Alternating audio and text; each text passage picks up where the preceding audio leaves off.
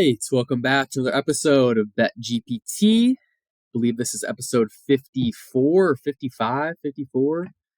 Today we're talking some Masters. We have Keil Huber coming on towards the end of the show. He's our leading golf analyst, so he has plenty of plays and predictions and kind of best ways to approach betting the Masters. So excited for that. Hopefully we're getting this out either Tuesday or Wednesday night or Wednesday morning. That'll give you enough time to kind of prepare and get ready for the Masters. Other than that, I got Slade with me as usual. We'll be talking some baseball, NFL draft. We can touch on the Hawks and Caitlin Clark losing in the national title game. But Slade, I think we want to start off with some baseball. I know you were texting me about all these injuries. So before we kind of dive into the awards market and the Cy Young specifically, let's talk about these injuries. What are your thoughts on that? I mean, I guess the injuries impact the Cy Young.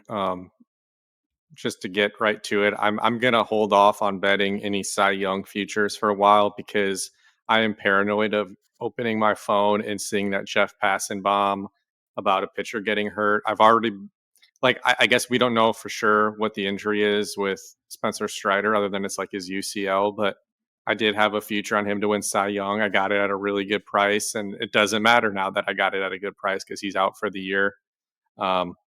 Just some names. I was thinking we could almost do a snake draft of injured pitchers because this is basically all the Hall of Famers that are currently pitching or active. Garrett Cole, Spencer Strider, Framber Valdez, Yuri Perez, Shane Bieber. That's all recent-ish. And then coming from last year, you have DeGrom, Verlander, Scherzer, Kershaw. That's 4 Hall of Famers. Obviously, Ohtani isn't pitching this year, so that's 5, I guess. But Walker Buehler, Brandon Woodruff, 2 other really good pitchers, and then some shorter term, but guys who are the best pitcher on their team, Justin Steele, Sonny Gray, Kodai Senga.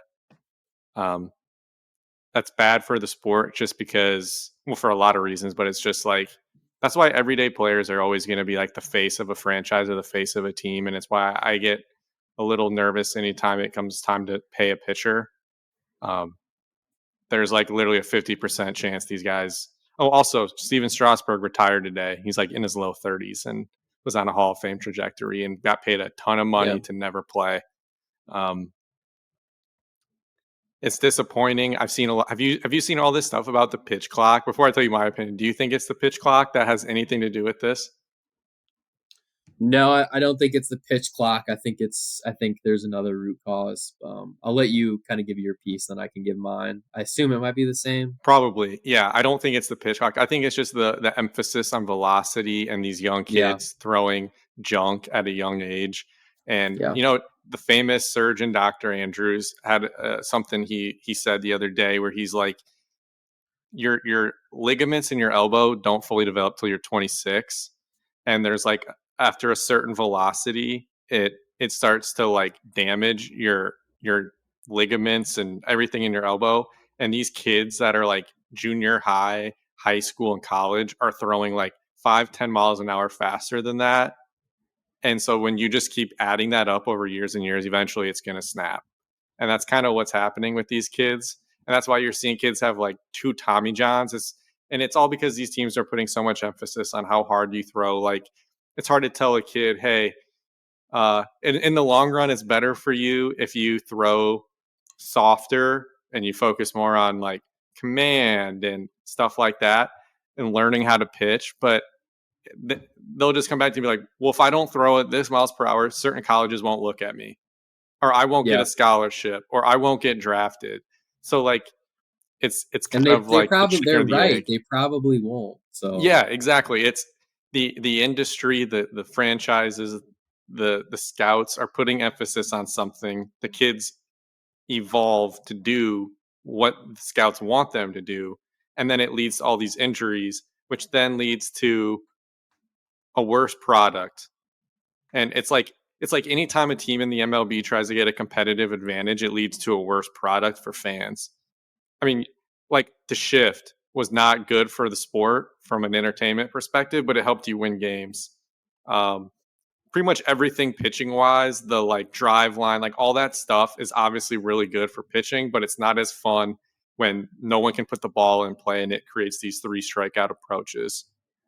So like anytime it just seems like these teams start doing these little, like no one wants to see an opener, like all these little things that are like the analytics will tell you it's an advantage to throw this miles per hour or have this much break or whatever. Um, it just kind of takes away from what makes baseball baseball. So yeah. Yeah, hold off on betting anything Cy Young. I mean, we're still holding on to our skoo ball tickets. I still have Corbin Burns, their top 2 in the AL. But I mean, we're one start away from that all going out the window. So I think Will Hill said today you need like a pitcher to throw at least like 90% of the season typically to win the Cy Young. And it's like it doesn't matter how good you are, almost like you have to be durable, and that's like going to be the most important thing this year. Yeah, no, that's a great point. You know, a guy can be dominant, but if he's only throwing 120 innings, his number of strikeouts isn't going to be up there either. So that's not going to get it done. Speaking of the Cy Young projection, so Fangraph kind of keeps track of this all year, and they just published their first article. This was as of, I guess, today, April 8th, this morning. The NL leaders, do you know who's number 1 in their metrics?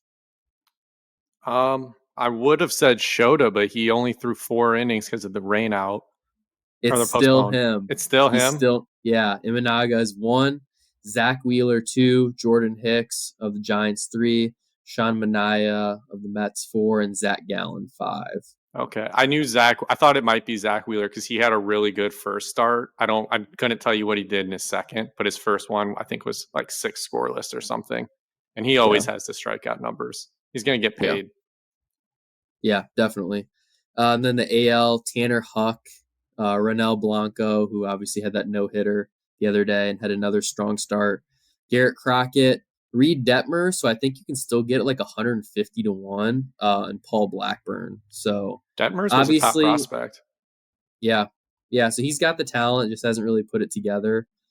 All these guys, you know, coming into the season, there's a couple people on here, like Wheeler, obviously, like a lot of people liked him to have a good year, but most of these people, you know, are kind of dark horses. So obviously it's only April 8th, a lot can change, but just these articles and these metrics, just something to kind of keep an eye on throughout the year. Yeah, I mean, there's like none of the big names in the AL are really left besides Burns and Skubal. But Skubal was kind of even like a trendy, like secondary pick. And now he's like a front runner. And he really only had one good start and one start. So like, yeah, I think it's just kind of like who's left in the AL. I mean, Bieber obviously had 2 awesome starts and now he's done. Yep. So that's going to impact the American League Central. I think that could impact all of our talk about the Guardians' futures. I think we can probably throw those out the window if they don't have Bieber performing. I mean, I know the division's pretty bad, but did we ever give Bobby Witt Jr. on here? Because I know we love him. I thought we talked about it. I know we talked about him being underrated, but did we talk about him as an MVP pick? I don't remember. We're gonna have to go back and check the tape, but obviously, like just pulling up the AL MVP awards, he's third best odds at 10 to 1, only behind the 2 Yankees, Soto and Judge. So what'd you get him at? I have him 18 to 1. 18 to 1. Okay, yeah. So that's off to a great start. He's also up there with Corey Seager, Julio Rodriguez, and Yordan Alvarez. So pretty early. I'd find it I don't think Judge is going to win this year. I think Soto is very, very live. I feel like it's going to come down to Soto, Witt, and then maybe Seager and probably Julio Rodriguez. Those would be my guys. Mike Trout's sitting there at 18 to 1. He has 4 RBIs this year off 4 solo home runs. So that's not going to get it done. Can we start a petition to get Jose Ramirez and Mike Trout traded? Jose went yard today. The Guardians are like 7-2, man. I know they're actually not bad. I just don't think that it matters because if they don't have Bieber, I don't think they're going to be able to actually win anything in the playoffs. And we've seen them. What wasn't it like 2 or 3 years ago? They were like in first or second place in their division, and they sold. Yeah, they like got rid of some key players when like they were well above 500. So I wouldn't put it past them. Yeah, it's that division is probably going to be pretty competitive too. Most teams will probably be like above or below, 3 or 4 games above 500. Other The than the White Guardians Sox. Yeah, the White Sox are 1-8, but the Guardians 7-2, Tigers 6-3, Royals 6-4, Twins are 3-4. They'll probably get back up there. It's early, but yeah. So AL MVP Bobby Witt, I'd be leaning towards him as well. Shifting over to the NL, Mookie Betts is on a tear, plus 380. Acuna Jr. plus 600. I know I was texting you the other week about how Acuna is like the one guy to bet. I need to pull up kind of what I was messaging you, but I think it's like it's another one of those things where FanGraphs had something projected crazy for him. So let's see. So FanGraphs projected between first and second place. This is the biggest discrepancy in FanGraph history in terms of what they're projecting them to do on the field. Last year, he was the third unluckiest hitter in the MLB, and he still set an MLB record for being a unanimous MVP, the most barreled balls, and obviously had 70 plus steals. So that's the kind of edge. Like if you want to bet on one of these like all-time great baseball players, not to say he's there yet, but he's the potential to be if he stays healthy at plus 600. If he ever struggles and Mookie stays hot and he like fades up to like a 10-1 or something like that, I think that's like an auto buy. That's something I'd be okay with losing. But yeah, I was gonna say Mookie's just off to such a hot start that maybe the market's overreacting a little bit.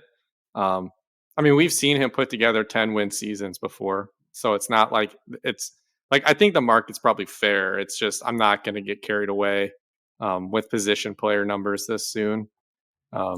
Especially when one guy is like, I mean, Mookie's probably what 33.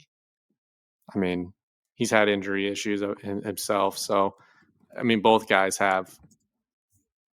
Yeah, Mookie's only 31. Freeman's 34.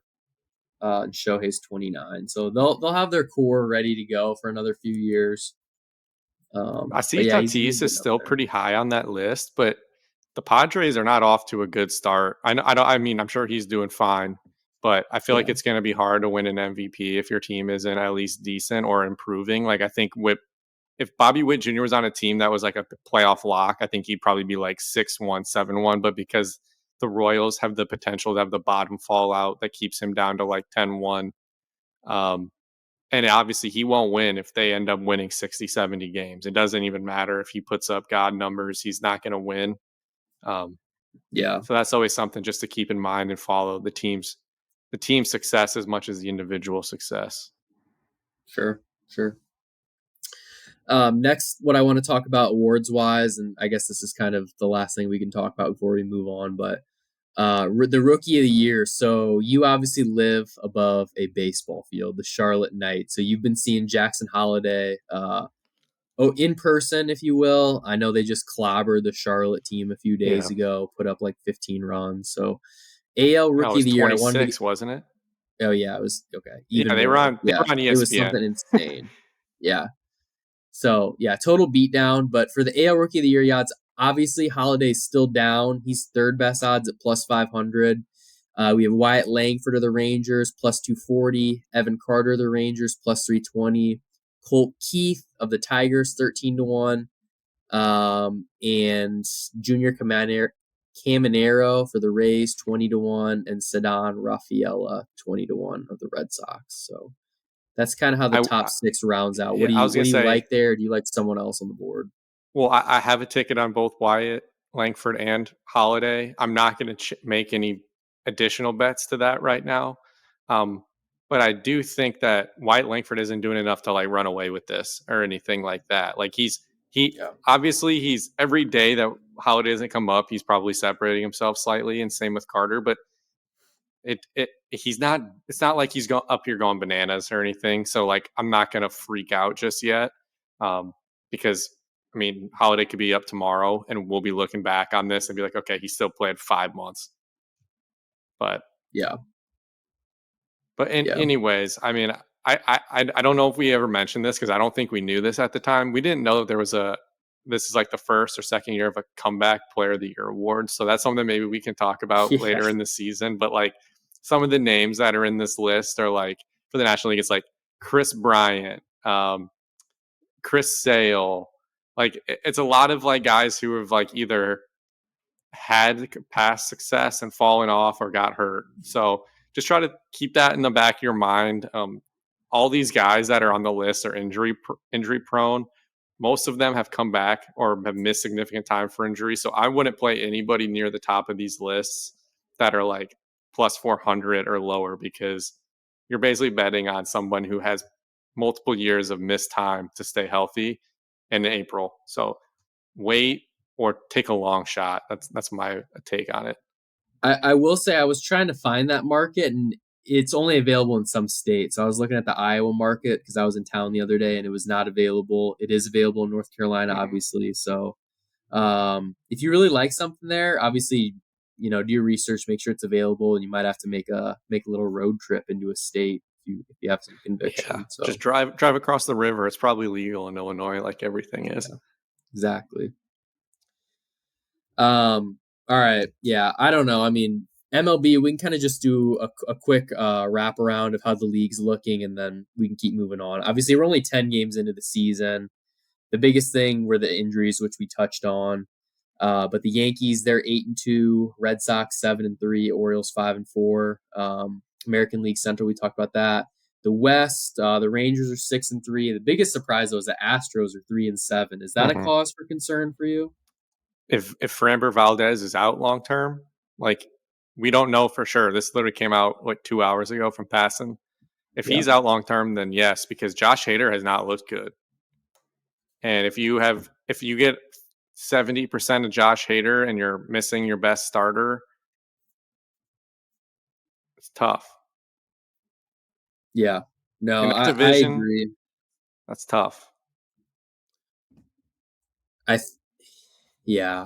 think they'll ultimately contend for a wild card spot, but I mean you're already 3.5 back from the Rangers. It was going to be close to begin with, so Yeah, I mean the we'll kind of see how Mariners that still have goes. maybe the best rotation on paper. Um, Yeah. as we're recording this, the Yankees are up 7-0 on the Marlins, so I think we can put them in at 9-2. The Marlins Yeah. will be 1-10. The Pirates might be the most surprising team in the MLB. They are 9-2 or 8-2, and they're up 5-2 on the Tigers. So there's a good chance they're going to be 9-2. I think that would be maybe one of the more surprising developments of the season. I know their schedule hasn't been anything crazy, and it's gonna. But I mean, I'm looking at their schedule right now. It really doesn't get that tough for a while. I mean, they still have the A's this month. They still have the Mets, and they have one more game versus Detroit. So I mean, they're probably going to be over 500 for a while. Yeah. Yeah, it does not make any sense how they're still 8-1 to win the division. I'd much rather bet that than the Cardinals at like plus 200. Yeah. Not to say I would necessarily recommend that. I don't think the Pirates have enough pitching to kind of keep things going the whole year. But I guess they do have Paul Skeens, who will be coming up eventually. But he's also one pitch away from needing UCL surgery. So yeah, as morbid as that is, that's just the truth right now. Then the NL West, Dodgers are 8-4, and then everyone else 5-7, 4-6, 4-6 for the Padres, Diamondbacks, and Giants respectively. So that'll probably even out with time, but a lot of teams struggling right now. So it's kind of funny seeing the AL Central and NL Central. All the teams are like the majority of the teams kind of playing well, and the other divisions are kind of where the teams with the worst records Yeah, are. some are saying the Cubs are the best team in the National League. They've got the power and they've got the speed. A Uh, famous quote. yeah. I mean, they took 2 or 3 versus the Dodgers, and their 2 of their 3 losses are at the defending champion Texas Rangers. And then now if Strider's out and Max Fried has gotten rocked in both of his starts, the Braves don't look as scary in that case. No. The Phillies are under 500, but it's early. I still think they're going to be solid. And really all the other teams, like I said, in the West, besides the Dodgers, have looked like absolute shit. So the Brewers kind of are doing their thing. They just seem to be always annoying and win. So yeah. I think the Cubs are in good shape right now. As long as they can get Steele back in like 3 weeks and he's back to kind of where he is. Bellinger's been hitting. Michael Busch has been awesome. So he could potentially be live for NL Rookie of the Year. So we can keep an eye on that. Sia Suzuki is a nice. I've heard a lot of people playing him as like at like 60-1 for the MVP. I wouldn't necessarily advise that either, but his like underlying batted ball data is incredible. He's like hitting the shit out of the ball right now.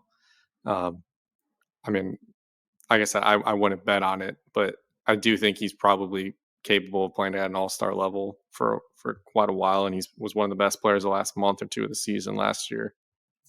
Yeah, no doubt. And I think we talked about in the Cubs preview, the Cubs need him to be like a top 10 MVP guy. He doesn't necessarily have to win it, but he's got to have those when with runners in scoring position. Like the other day, I think he had like a bases clearing double, or he scored 2 RBI double or something like that. So more of that is definitely needed. You got a big series coming up against the Padres. You got a big West Coast trip, so hopefully they can kind of just stay above 500. I think over the next 10, if you can go 6-4, I think a lot of us would take that.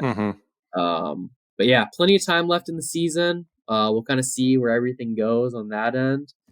But yeah, transitioning over to kind of what's more important per se, at least in our eyes, we have the NFL draft coming up. It's in, what is that, like 2.5 weeks right now. So I will be in Charlotte with you in person. Really looking forward to that. So we'll have a ton of tweets, a ton of podcasts. We'll probably have like a last second Wednesday night podcast. I know our friend Nicholas Bear will have a lot to say on that as well.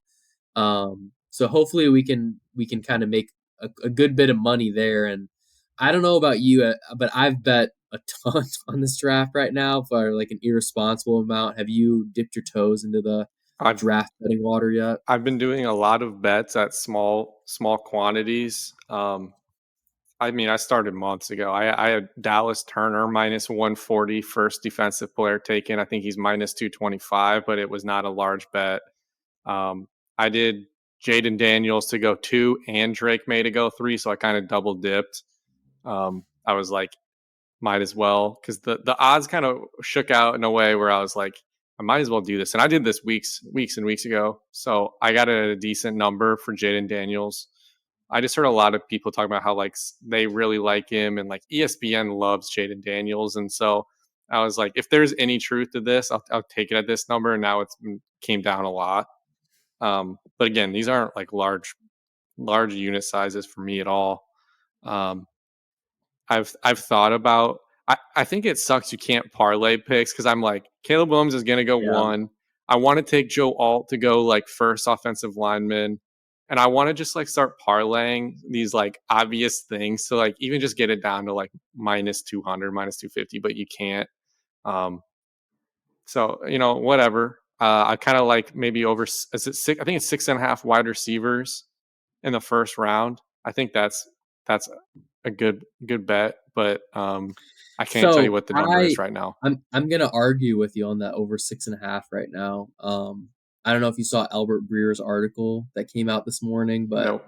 He talked about how there's such a surplus of wide receivers that it's going to make teams wait because they know they can get them in the second round. And it's like the opposite for offensive linemen. So there could be like 9 tackles going in the first round and maybe only 5 or 6 receivers. The over under is 6.5 for receivers. So you're going to need 7, which is quite a lot considering there's already going to be 4 quarterbacks for sure. And then there's going to be like, I think at least 9 or 10 defensive players. So I think supply and demand does matter. So I'm not saying I disagree a ton with Breer, but hypothetically, let's say you have Marvin Harrison Jr., Rome Odunze, Neighbors, and who's the other guy? I mean, because if those three go in the top 9, that leaves you need 4 guys for the next 21 picks.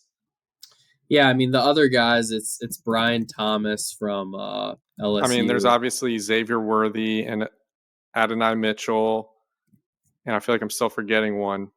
The seventh Lad guy McConkey is getting hyped now for first round. The seventh guy is Lad McConkey. Yeah. So I think Vegas Refund, if anyone follows him on Twitter, he does like McConkey plus 170 to go in the first. I haven't played that yet. I was thinking of it, but then I read that article this morning, so now I kind of have cold feet with that regard. But I do have one play. I don't know if you've heard of this guy, Michael Hall. He's a defensive lineman for Ohio State. I thought you were going to say Cooper to Gene as a joke. No, that's the next one, man. Michael Hall, he to go drafted in the first round. I got him last week at 12-1 because I heard there was going to be a big run on defensive linemen. Like people really value these defensive linemen that can get to the QB, like an Aaron Donald-esque sort of a guy. So Michael Hall fits that mold. He's probably going to go in the second round, but I got him at 12-1. He's been bet down to 5-1, so I really like where I'm at in that regard. But what you mentioned, so I texted you this morning, and I basically said, I don't want you to have FOMO on this, so I'm just going to tell you, and hopefully you follow me. And it sounds like you did, but we both bet Cooper DeJean to go 8th overall to the Falcons. He's anywhere between 100 to 120-1 for that. And kind of the scenario we talked about would be apparently. So there's a couple edge rushers. There's Latte Latu and there's what's his name, Dallas Turner from Bama. So Latu from UCLA, he has had to medically retire twice, and he's like in his early 20s because of a neck injury. So I believe he's cleared, but there's been times in the draft past couple of years where these medical red flags pop up and then these guys fall way down. So that's something to keep an eye on, where it's like I've heard the Falcons have him as their number one edge rusher, but I don't think they'd draft him at 8. They'd be looking to trade down.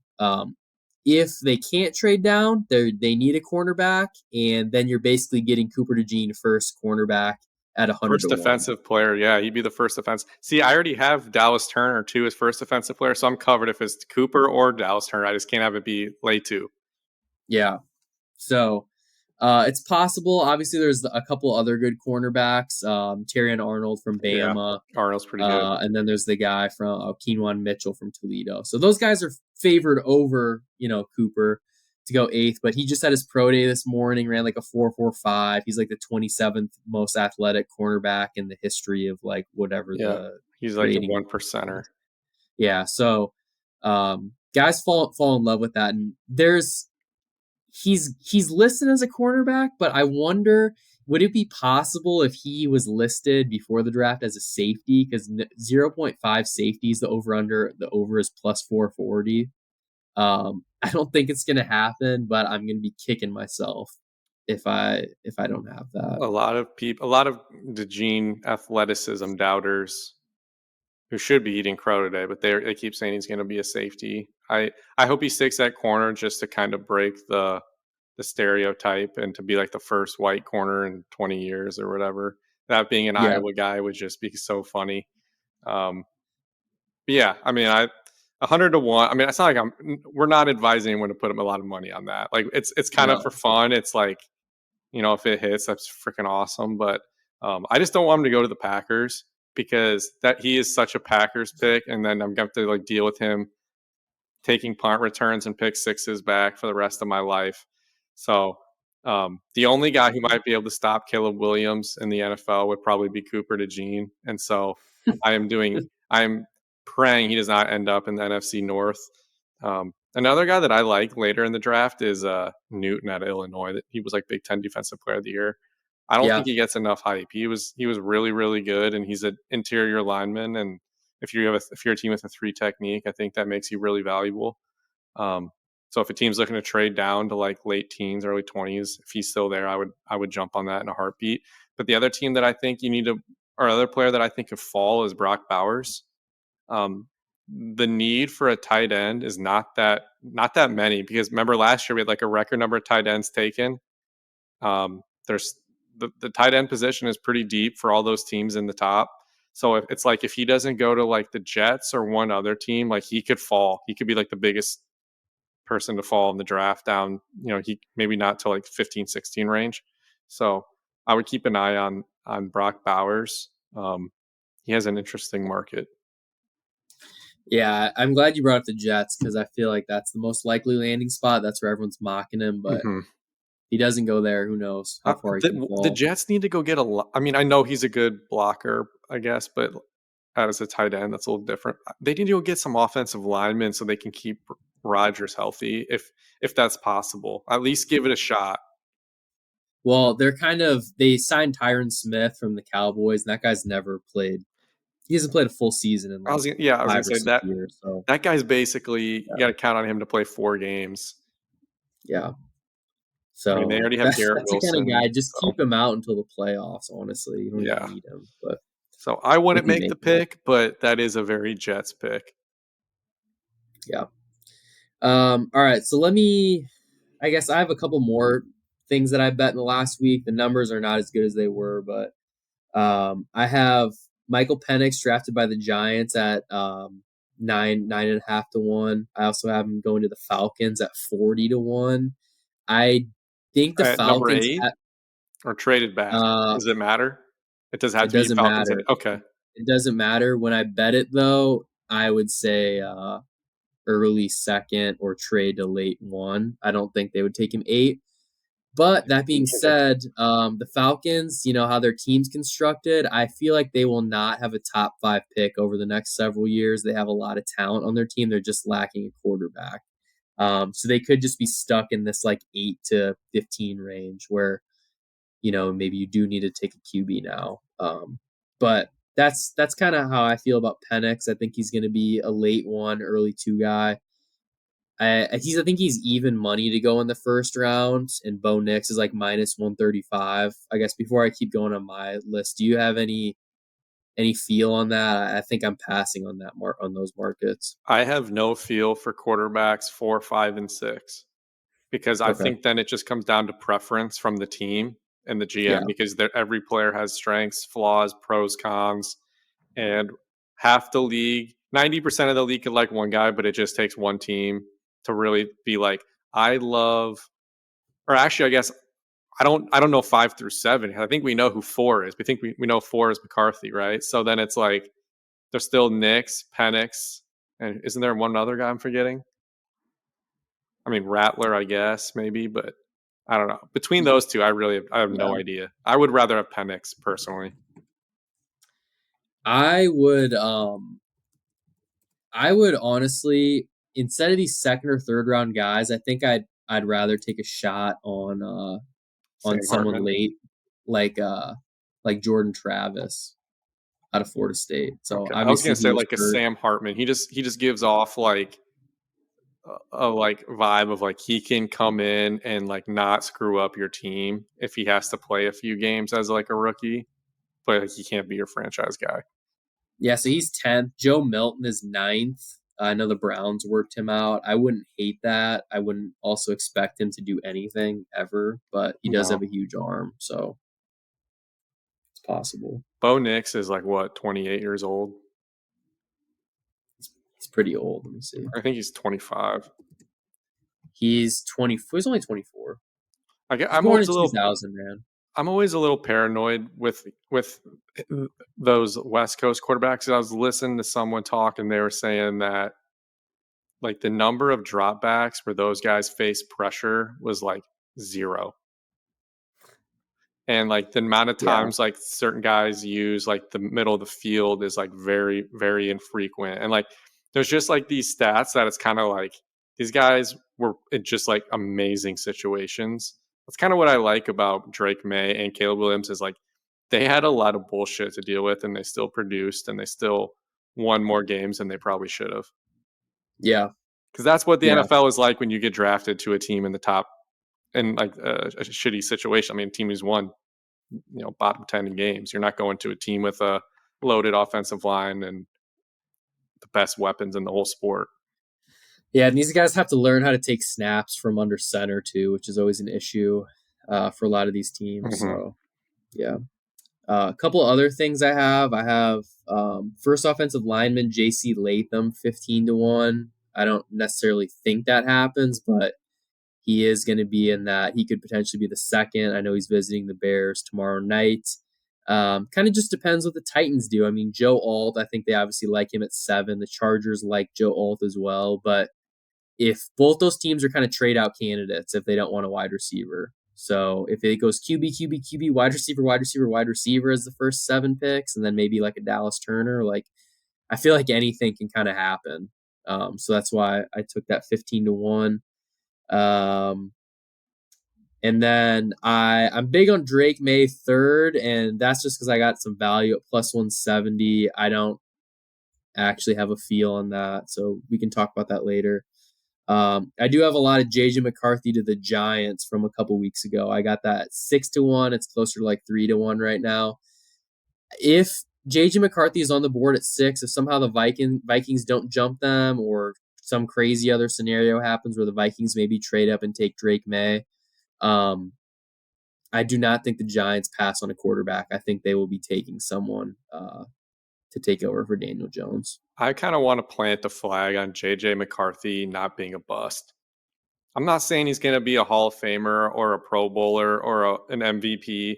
I just don't really see a scenario where he's a bust because he's very smart. He's played a lot of football. He's very athletic. I think he checks like every box where it's like no matter what, this dude is going to be at least like he has a floor. I don't know what his ceiling is, but I know he has a floor. Were you describing JJ McCarthy or Mac Jones? Mac Jones is not an athlete. I know. When you brought up athleticism, I was like, shoot, how am I going to spin this in Mac Jones? Yeah. No, I agree. I agree. His ceiling is the highest, I think. Because like even a guy like Caleb Williams, I think Caleb Williams' ceiling is still the highest. Yeah, I meant his floor is the highest for JJ McCarthy. But like ceiling wise, it's hard because we haven't seen him do it. Yeah. But it doesn't mean he can't do it just because we haven't seen it. It's not like we've seen him try and fail. So I'm leaving that door open a crack. Yeah. Anybody who's like 21 and has played 2 years of Big Ten football, like 2.5 really, and like 1 as much as like that kid has, I'll give him a break. Yeah. No doubt. I don't have any other plays right now. I need to do another mock draft. I was on a plane the other day and I did a top 10 mock and then I fell asleep. So I don't know that's setting up for an awesome, exciting draft. I mean, I was just I didn't have any internet connection, so I screenshotted a bunch of big boards, a bunch of other mocks to reference, and I was using pen and paper to draw up a mock, and I was like, this is so boring. This is the most excited I've ever been for a draft. Obviously, like I've accepted Caleb May as 1, and I'm super pumped about it. But I think what the Bears do at 9 is going to be awesome. I have $175 in Fanatics cash that I got through their sports book. Not an ad, but so now I'm getting basically a free Caleb Williams jersey that I'll have forever when he leads us to multiple Super Bowls and is a Hall of Famer. Yeah, I'm rooting for Rome. Rome at wide receiver, I think, would probably be the most realistic and fun option. I mean, maybe not the most fun, but I think it's like the most realistic of the fun options. Yeah. Yeah, I agree. That real quick to end the show, I mean, or to end this segment at least, that guy who's like at Chicago_NFL or whatever, that stupid Ben account. Devine or something like that. Yeah. I don't know who he is. He tweeted today that the Bears are interested in trading up for Marvin Harrison Jr. I've seen that from 2 places, but yeah, I don't buy into that because I think that asking price is going to be really high. And is it worth like future firsts to basically pick between one of those wide receivers? Because that's what you're basically doing. Yeah. If it was filling in position of need, maybe, but it's not. They really don't even need a wide receiver that bad. Like, I would argue they need an edge rusher more. So I wouldn't. That's why I'm kind of like, it could be Dallas Turner, but it's not as sexy, not as fun. Yeah. Real quick here, at Vegas Refund on Twitter. I've been following him the last couple years. His picks have been free up until this year. It looks like it's $40 to join this 4for4 Discord. Probably going to end up doing that, sadly. But when you're betting a few $100 in the draft, like I feel like I can spend $40 on this. So I always get with those with like investment people. It's where they're like, buy this subscription and we'll give you all this information on what trades to make and stuff. I'm like, I always wonder if it's worth it or not, but I never do it. Yeah. I know. I just want to talk NBA for 1 minute. Yeah. The Milwaukee Bucks suck. They are bad, dude. They have looked like shit. I feel really good about when all these sports books became legal out here. I put a lot of my money on Jokic, the Nuggets Western Conference champs, and the Nuggets NBA Finals champs. I feel really, really good about them. I feel like it's just shaping up for the Celtics and the Nuggets. The scariest part is injuries and Jamal Murray staying healthy. But Jokic with an odds boost, I got him like even money to win MVP. He's like minus 5,000. Like, it's over. So I'm like, that's free. Thank you. Yeah. Do you feel as confident about the Nuggets? I think the Celtics are going to dog walk everybody, but I do think that other teams are going to be live, especially if Karl Anthony Towns comes back. Well, there's obviously validity in that, and that's part of the reason you're getting so much juice compared to the Celtics are like plus 170 to win the East, or at least were, and when I got the Nuggets, I got them around like plus 400. Yeah. And so it's like, yeah, maybe their odds aren't like super crazy, but I still don't really trust the Suns. I don't trust the Mavs. Honestly, I think the Lakers are still somewhat of a threat just because they have that switch they can flip. They played really good the last month. Like, I would bet, and I don't trust the Mavs really either. It's a two-man team. So I don't think the West is really that great unless you're someone who buys into the Timberwolves or the Thunder. I think that's me. Yeah, and I don't know if I do yet. That's asking me to believe in something I haven't seen, which is always hard. Yeah, no, that's fair. That's fair. Yeah, I know a lot of people, like Will Hill, friend of the pod. He's I don't know about right now, but like a couple months ago, he got in on like 4-1, 5-1 on Celtics Nuggets in the exacta to meet in the finals. I think that's down to like plus 300 or 250 or something. Like, the Celtics are going to be there, so if you kind of feel that way, you could do Celtics and then pick two teams as an exact and still have above plus money or right around to pick them. So that'd be another way to kind of handle that market too if you're not feeling as strongly about one team. Yeah, like I really don't know if I trust the Thunder, and Cat is out for the Timberwolves. I don't really know what to expect there. Rudy Gobert in the playoffs. I don't know. Yeah. Nothing there is sexy. No, but we do have, I think it's like 7 or 8 games left. So we'll have some playoff basketball coming up. I think we'll probably be giving some plays, some 6-pack plays on like maybe series prices. Yeah. It's a little bit easier to bet that. So I'm looking forward to that. Then I guess real quick, just talking about the market, I think coach of the year, Dags for Thunder, I think he's going to end up pulling that off. But then the 6th man of the year, Naz Reid and Malik Monk are both like minus 115. Malik Monk's out for the year, so it's really just, can Naz Reid play well these last 6 games? I know, but he's also a starter, so like, is he going to get discredited for that? If that were to happen, somebody, me, has a Norm Powell at 2. I have him at 13-1 and 30-1. So yeah, my Kobe White I plus 1,000 is probably out the window.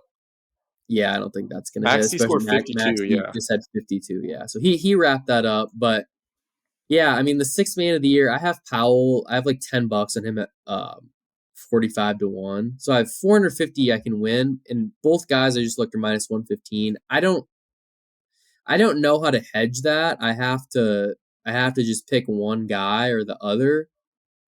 So I ultimately will probably just let it ride. But if I had to pick right now, I would say Naz Reid. So I might still be betting Naz Reid. Then I guess lastly, you and I also talked about the clutch player of the year.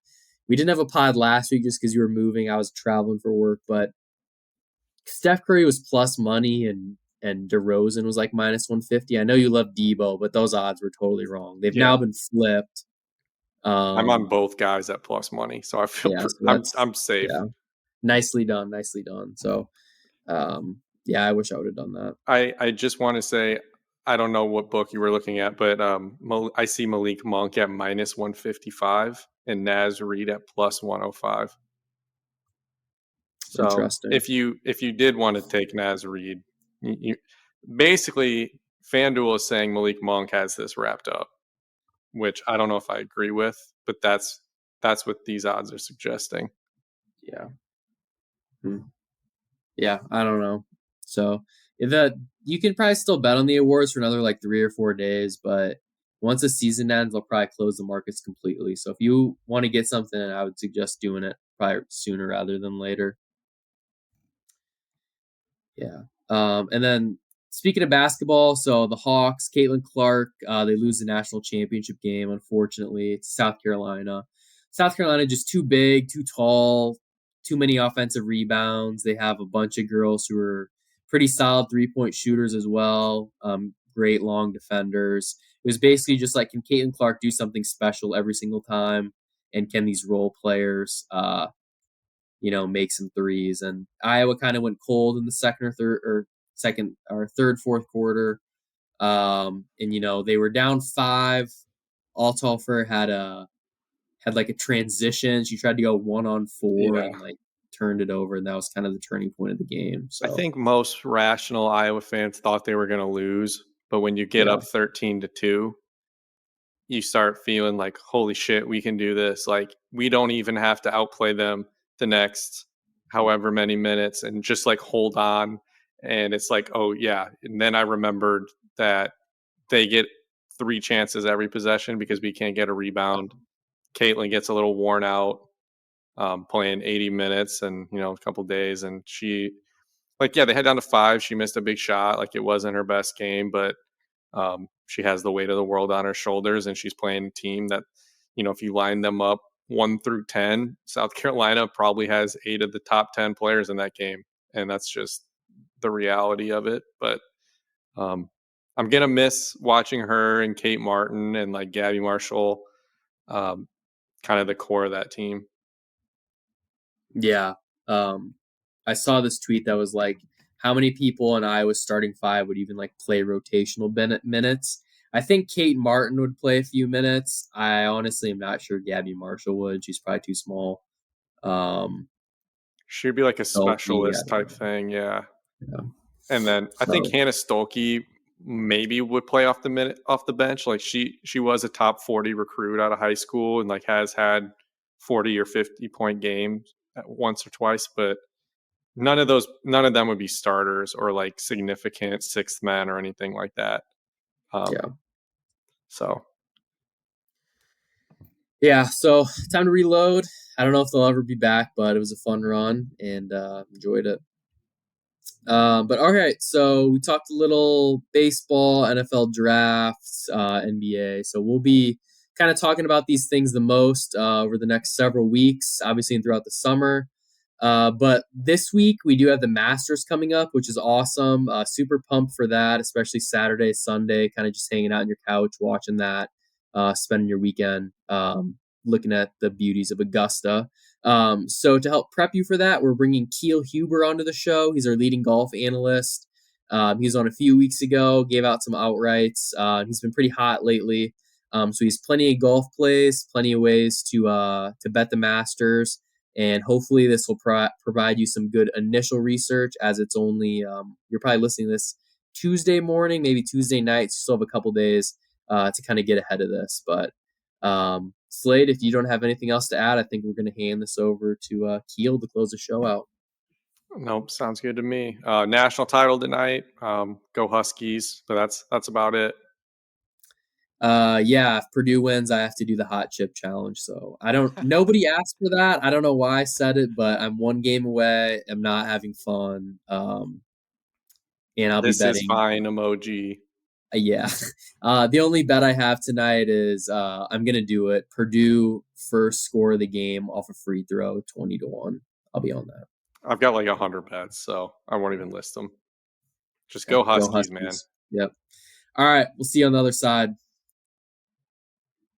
All right, so we are now here to talk a little Masters. We have our golf analyst Keil Huber in the building. Keil, thanks for hopping on, man. How you doing?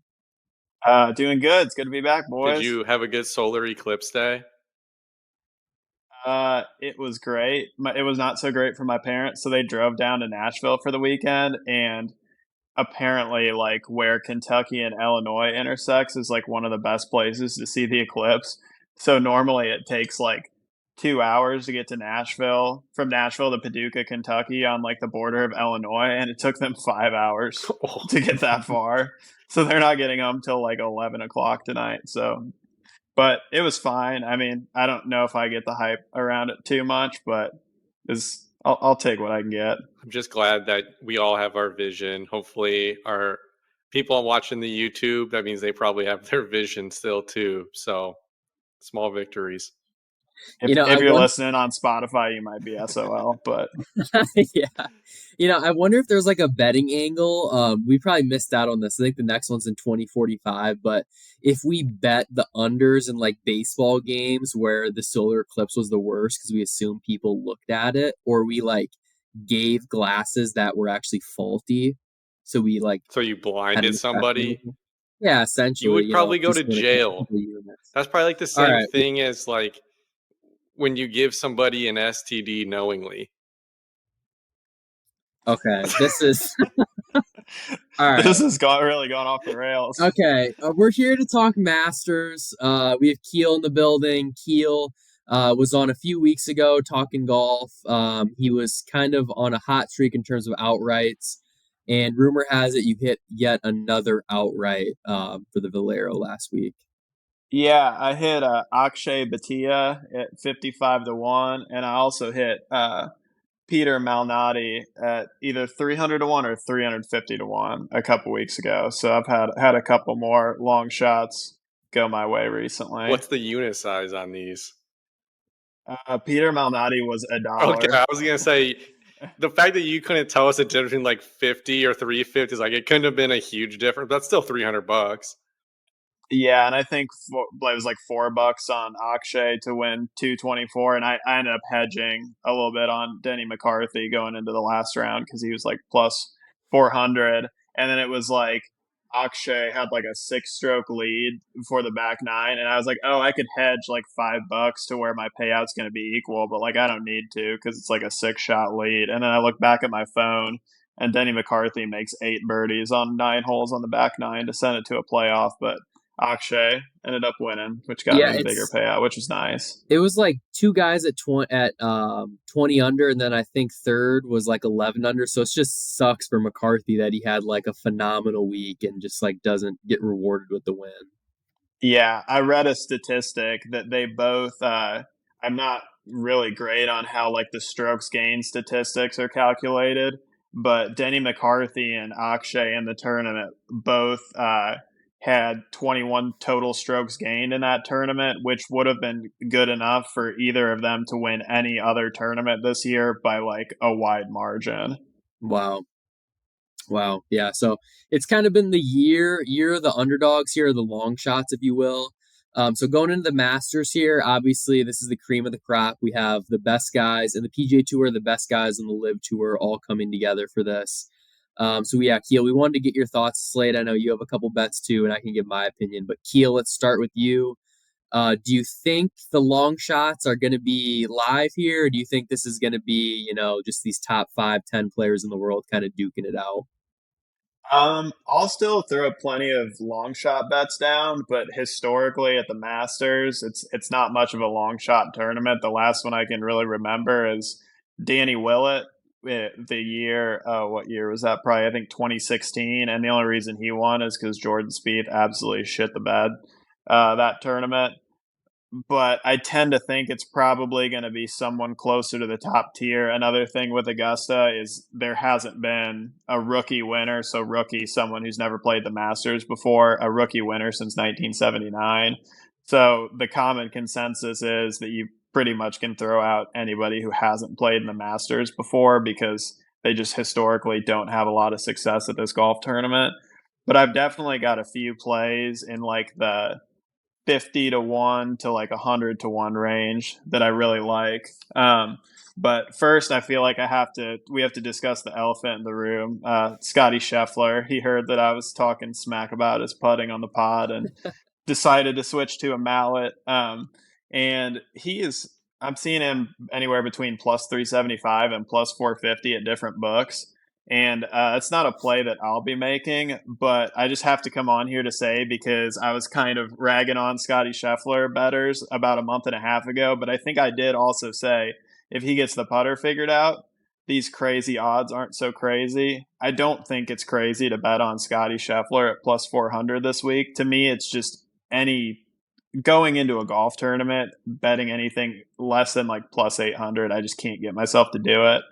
But he's the best player in the world by now, and it's right now, and it's not particularly close. So I don't think plus 400 is a crazy number for Scotty Scheffler. So I'm going to kind of go back on what I said a few months ago because he is starting to putt well, and he's such a consistent ball striker that's not a terrible number. And if you can get kind of an odds boost somewhere too, I don't think Scotty Scheffler is bad You play at all basically this just week. described my strategy. I got Scotty Scheffler. I think FanDuel or DraftKings is doing something where it's like if you bet $25 on an outright winner and they finish in the top 10, you get all your money back. So I did plus 400 Scotty Scheffler, $25, and then it's like if he just gets in the top 10, which I think he should, then I get my money back risk free, and then I'm just putting some longer shots down in the back end and hoping that if he maybe finishes in the top 5 or whatever, and someone else is going to win, that maybe one of those longer shots pulls it out. Yeah, so I think there's kind of 2 ways to go about betting this tournament. One is just betting Scotty Scheffler, and 2 is kind of spreading your capital around out on the field. So just like Slade, I'm also on Scotty Scheffler, so I'm choosing that route. I got him 8 to 1 about 2 months ago.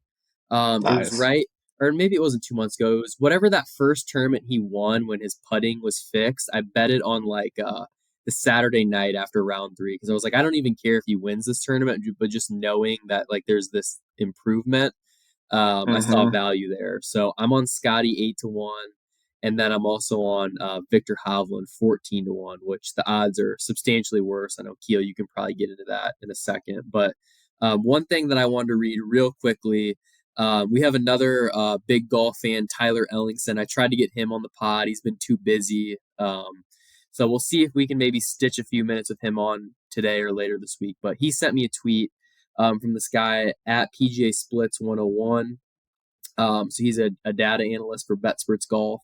And basically, of the last 12 Masters winners, all 12 of them have had at least 18 strokes tee to green gained over their previous 4 events leading into the tournament. So previous 4 events, at least 18 total strokes tee to green gained. So the people eligible this year, Scotty Scheffler's at 47.2, Matsuyama 38.1, and then everyone else in the 20 range. Xander Schauffele, Shane Lowry, Corey Connors, Siwoo Kim, Rory McIlroy, Cameron Young, and Ludwig Aubert. So that's kind of just setting the stage. Keil, I'm not sure if you care so much about trends like that. I'd say in general, I'm not huge on trends, but this is the Masters, and this is pretty historical data does mean quite a bit for this tournament. Yeah, I haven't heard that statistic, but I'm glad you listed off the names because I have plays on a lot of guys, so that makes me feel better about them. I'll get into it. That's a good kind of segue. Yeah, I'll get into do it. my first play, which is just my outright pick to win. Again, I think the most likely to win is probably Scotty Scheffler, but when I'm factoring in value, my main pick to win is Hideki Matsuyama, which I think was the second guy you mentioned on Yep. that list. He's also like a really hot pick to win. One of the things I do when I'm betting is just go through Golf Digest, golf.com, see who the experts are picking. And one of the experts' favorite plays this week is Hideki. And it's pretty easy to see why he's 25 to 1, which is really good value. He's finished in the top 20, including a win. Each of the last 4 years of the Masters, he's finished in the top 20 and has a win, and he's coming off 4 straight top 15s, including a win. So he's in good form, which two of the main things I look to in the Masters is past performance, as kind of in any tournament. Past performance on the golf course, on Augusta especially, matters, but also recent form. Hideki's been in really good form lately, and also he's an easy guy to root for because if you guys are familiar, they have on Wednesday night the Masters Champions Dinner, and they do the dinner in honor of the previous year's Masters champion who picks like the menu. And Yeah. Hideki has like the greatest Masters dinner menu of all time. Looks like it would have been like so good, and I just want to see what he has in store again. So I would love to see Hideki get another Masters. That is my main pick. So I think he's probably the second hottest pick after Scotty Scheffler. Do you have anything on Will Zalatoris? I do not. I don't hate the Zalatoris play. He's a little bit of a question mark just because he was coming off an injury last year and he's been in decent form this year. But I will say, like, Augusta is made for him. Just like an insanely good ball striker. His putting can be a little suspect sometimes, but Yeah. I've seen him as a pretty popular play too. I think he's at like 35 to 1 Yeah. right now. I don't love those odds for him. I think for coming off a year full of injuries where he hasn't played a major in like a year and a half, I think he should be more in like the 45 or 50 to 1 area. But I wouldn't be shocked if he won that golf tournament. I know he's been a really popular pick too. He's kind of, he's a high risk, high reward guy, but he's only played in the Masters twice and he's gotten second and he's gotten sixth. So the previous performance, I don't think he's gonna be caught up in and being overwhelmed by being in the Masters or anything like that. So that's my other long shot. I'm gonna look to maybe add another one, but I would have liked to get a longer odds play on it, but I got 35 to 1. Gotcha. Yeah, he's definitely, he shows up to play not just at the Masters but any majors. So like you can always expect him to be up there.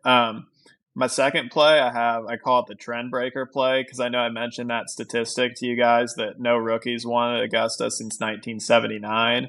So there's two sides to the coin. There's one side that says, oh, like it's due for that to be broken eventually, or like don't touch it. There's no way it happens. But I think if it's going to happen, it could be this year to do it because believe it or not, Wyndham Clark is a Masters rookie, and that guy has just been playing so well lately.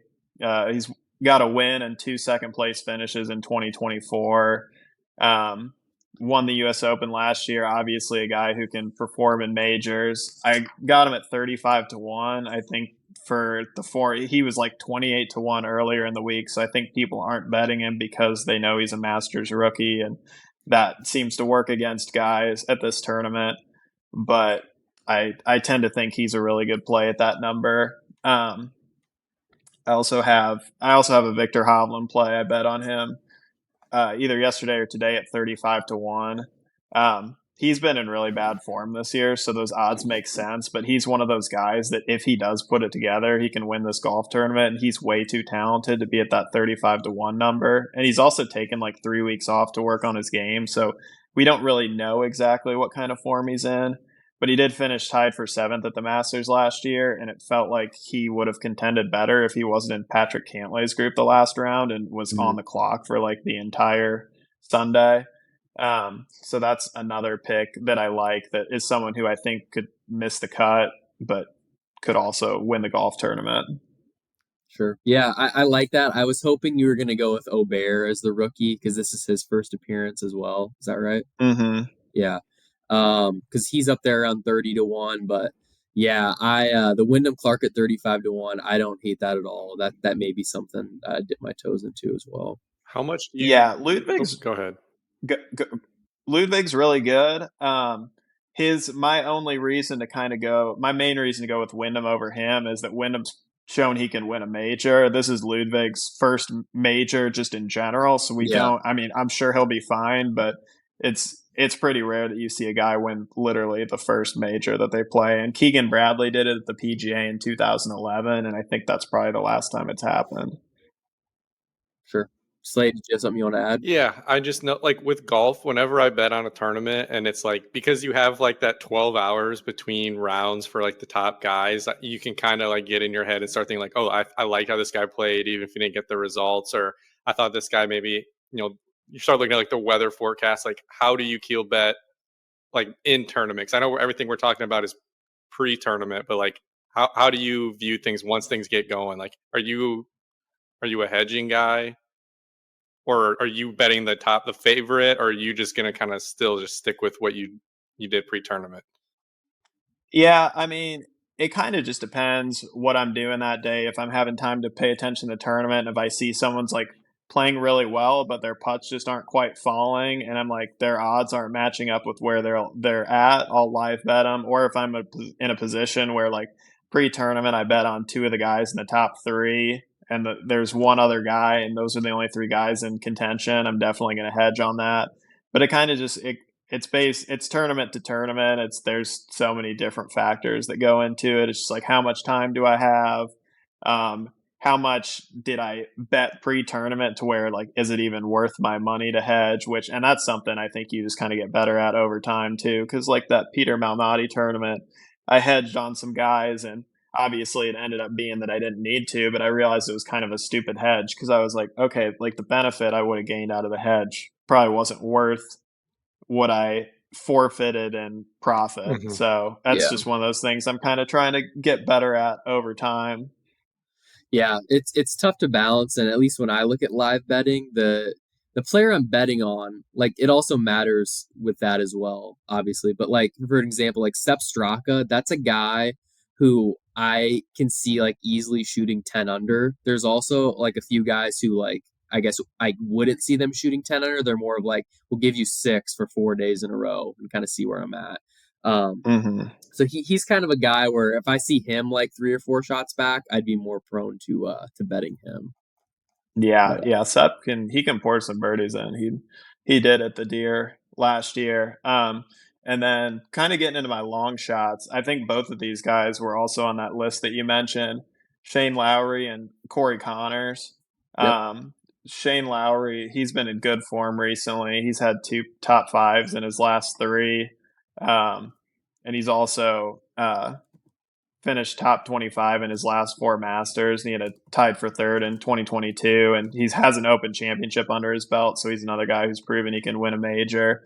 And then Corey Connors is a guy who plays really well at Augusta. He's finished top 10 in 3 of the last 4 Masters. He did miss the cut last year, so he kind of broke his streak, but he's 65-1, and I know like a guy like Jordan Spieth is 25-1 pretty much solely because of his Augusta history. He plays the course really well. He hasn't been in good form lately, so that's the only reason he has that short of odds.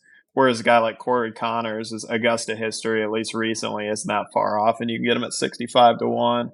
And then there's actually a couple of live guys that I also really like. One's Patrick Reed that I got at 65-1, and I've seen him some places as long as 80-1. Those odds make like no sense to me whatsoever because in like the last 5 years, he has 4 top 10s and a win at Augusta, and he hasn't been great on live this year, but he was pretty good last year. And then the other one's Sergio Garcia at 110-1. I agree with Sergio.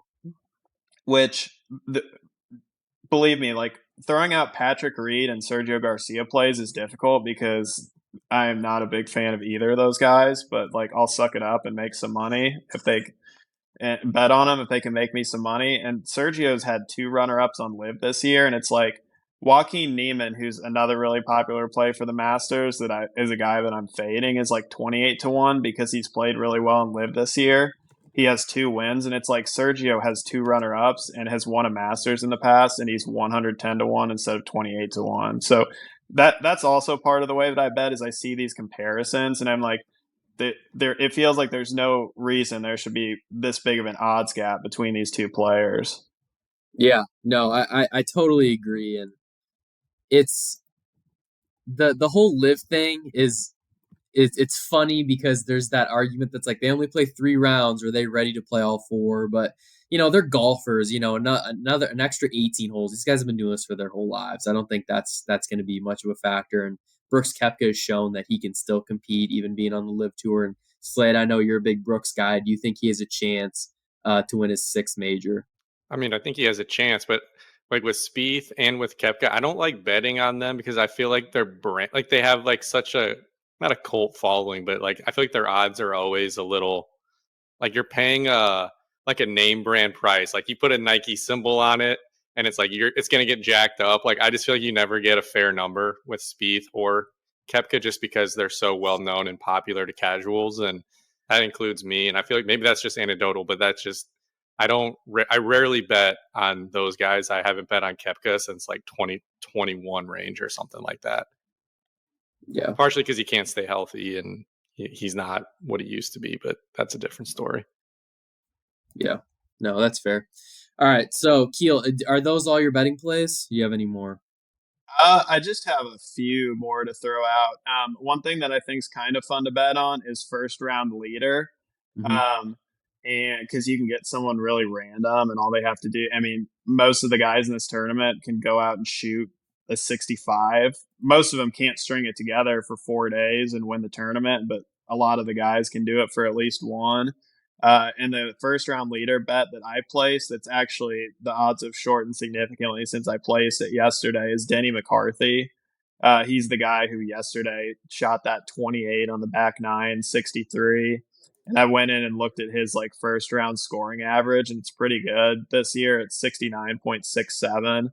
I got him at 80-1, and it looks like he's down to 60-1. But he's a phenomenal putter, so he's a guy who can throw a low number out there. And usually, day one at Augusta, a 60, somewhere between a 65 and a 67, will lead the tournament, and then you deal with dead heat reduction. So it's like if you have 3 guys tied for the lead and you're set to profit Right. $180, you only get $60. But that's always kind of a fun one to bet on. And I'm really impatient, so I like not having to wait the full 4 days to see if I won my bet or not. And then my other play that I like which is just kind of like maybe wishful thinking, but it's Tiger to make the cut at plus 120. I was gonna end the segment with your thoughts on Tiger. So you have him making the cut at yes plus 130. I haven't bet it yet, but Okay. I'm thinking about it just to like, I don't know, maybe will it into happening, because this is he can potentially like break the record for consecutive cuts made and starts at the Masters. He's 24 of 25 in his career, and like I mean, you don't know, he could end up withdrawing after like 6 holes, but for the most part, even the tournaments he's withdrawn from, he's made the cut first in the last few years or so. And he just seems to manage to make cuts even when he's barely able to walk. So I think the plus 120 number there is actually pretty intriguing. If I wonder how grading works, like if you bet on him to miss the cut and he withdraws, does that count as a win? I think it depends, because I did look into this. I think it depends whether he withdrew before or after the halfway point, because last year he withdrew from the Masters, but it still counted as a made cut because he had already made the cut.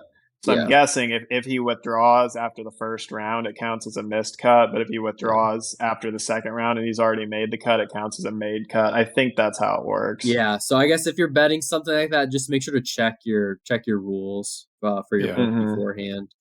But yeah, I think Tiger still has it. He just, I don't know if I can't do it for 72 holes. I hope I'm wrong, but he can go through those stretches where it's like, this is old Tiger. Like he rips off like an eagle and a couple birdies back to back. but then he's going to have that issue where he gets fatigued, he's hitting out of the rough, putting more strain on his back and whatnot, and then it just kind of goes downhill from there. Slade, you got something? Yeah, Tiger talk is so boring. So the day one, the leader after round one. First of all, the dead heat rules are stupid. I got screwed on that with Rory a couple tournaments ago. But also, just for the listeners' awareness, I think Thursday is the only day projected for rain, 70% chance. I don't know if that's in the morning, at night. I don't know. But Friday, Saturday, Sunday are looking clear. There's nothing better than watching the Masters in the background, and it's just that pristine, like sunny and 75 day. Everything is so green. That's just a nice napping environment for me. Yeah, and I wasn't aware of the forecast, but that's also kind of something to factor in with Tiger, because I don't exactly know why, but I know his injuries are kind of exacerbated when the weather's bad.